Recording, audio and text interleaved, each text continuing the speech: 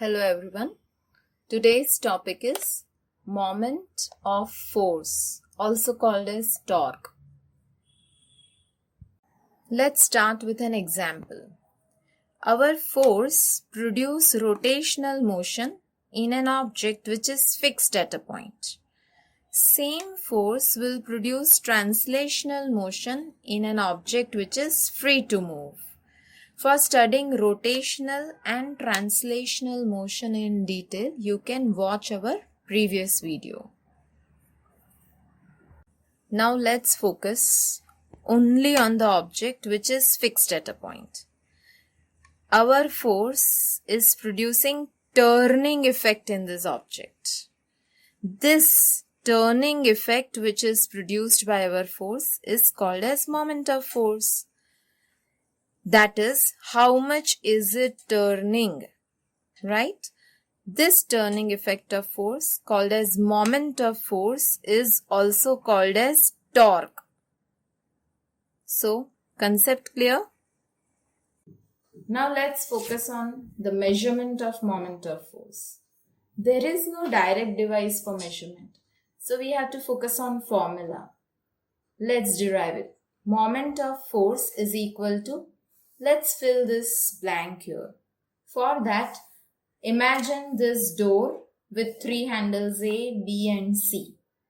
This is the fixed axis about which door is going to rotate. Now, I am going to apply three different forces to this handle A.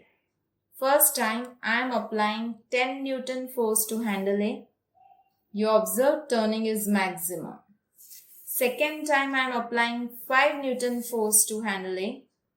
Turning was little less than before. Third time I am applying only 2 Newton force. Turning was minimum. So what is the first factor? First factor is force. Right? Moment of force is equal to force multiplied by. Now let's find out the second physical quantity. Now for that, we are going to apply 10 Newton force. That is same force to all the three handles A, B and C. Let's see. First time 10 Newton force to handle A. Turning is maximum. Second time 10 Newton force to handle B. Turning is little less than before. Third time same 10 Newton force to handle C. Turning is minimum. Right? So what matters is this perpendicular distance between the pivoted point and the point where you are applying force. That is line of action of force. Right? Perpendicular distance of handle A is maximum. Perpendicular distance of handle B is little less than A. And perpendicular distance of handle C is minimum. Perpendicular distance between line of action of force and the axis of rotation, right? So what is the next factor? It is perpendicular distance of force from the pivoted point. Clear? So we got our formula. Moment of force is equal to force into perpendicular distance. Clear? Now, what are the factors affecting turning effect? First, magnitude of force. Second, perpendicular distance. Clear? Now, after measurement, we need units. Why to remember units? Instead of remembering, we will be deriving the units. See how. Moment of force, formula is force into perpendicular distance. Now, let's give unit to force and let's give unit to distance. So, we will be able to derive our units. Force, SI unit is Newton. Multiplication sign. Distance, SI unit is meter. So see, Newton meter is the SI unit of moment of force. Now let's go for CGS unit. Force, CGS unit is dyne. Multiplication sign. Distance, CGS unit is centimeter. Now I want to go for gravitational units, right? So gravitational unit of force in SI system is kgf. Multiplication sign, and then for distance in SI system unit is meter. Last unit GF gravitational unit in CGS system multiplied by CGS system distance unit is centimeter, right? So we are getting 4 units here. Newton meter SI unit, dyne centimeter is CGS unit, kgf meter is gravitational unit in SI or MKS system, and GFCM is gravitational unit in CGS system. Clear? Now we want to study what is the relationship between dyne centimeter and Newton meter. Next, we are going to derive the relationship between kgf meter and Newton meter. So all the other units, how are they related to the SI units, right? First, you should be starting with the bigger unit. So Newton meter is the bigger unit out of SI and CGS. Now split this Newton meter into 2 parts. I have taken 1 Newton meter. So 1 Newton multiplied by 1 meter. Clear? Now convert this into CGS system. So 1 Newton is equal to 10 raised to 5 dyne multiplied by 1 meter. It is equal to 10 raised to 2 centimeter. Clear?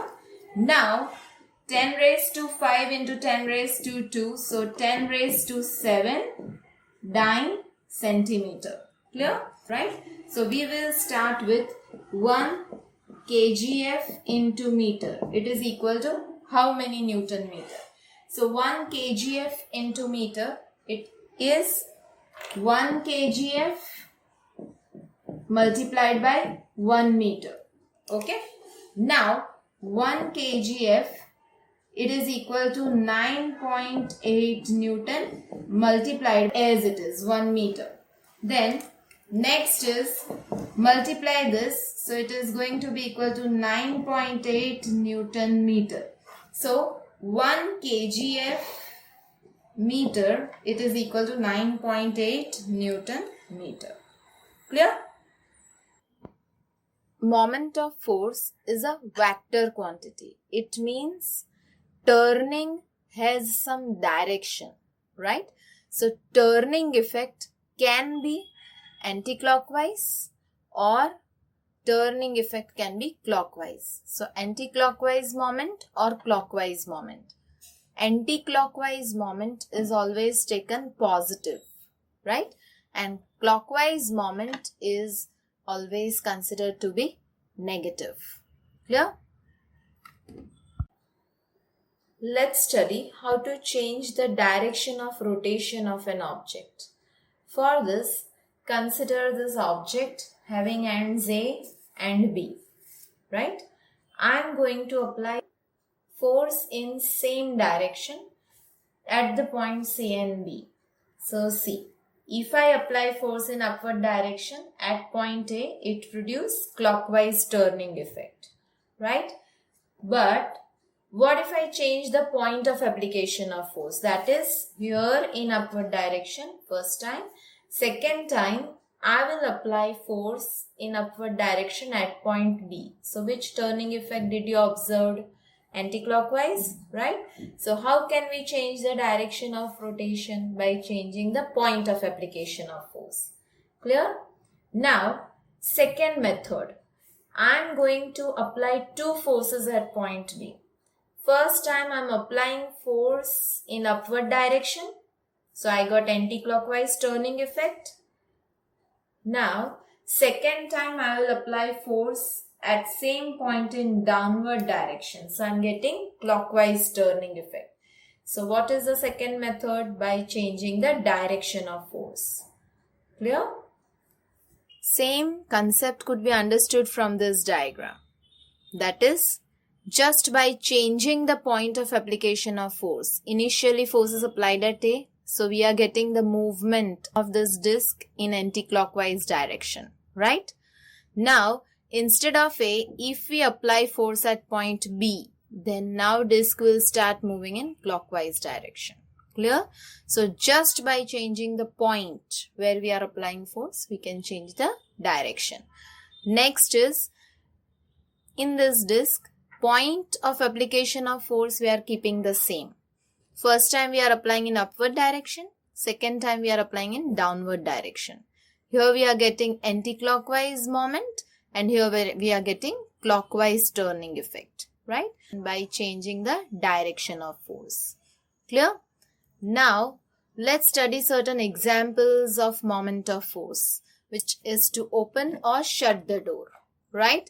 Now, for opening or shutting the door, we have understood that if we are applying force at A, that is at maximum perpendicular distance, we can open or shut the door with minimum force. Yes, first, so with minimum force, we can get maximum turning effect if we are keeping perpendicular distance maximum.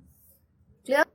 Next is this circular hand floor grinders are having two circular stones, right? So why this handle is always provided near the rim of this first circular stone? Because we need to keep this perpendicular distance maximum, right? So as to get maximum turning effect with minimum force, right? Next is your steering of your car, right? Steering of your car, you are applying force on the rim of the steering so as to keep maximum perpendicular distance, right? For getting maximum turning effect with minimum force. Next is your bicycle. You are always applying a force on this foot pedal. Why? More the perpendicular distance, with less force you can get more turning effect, right?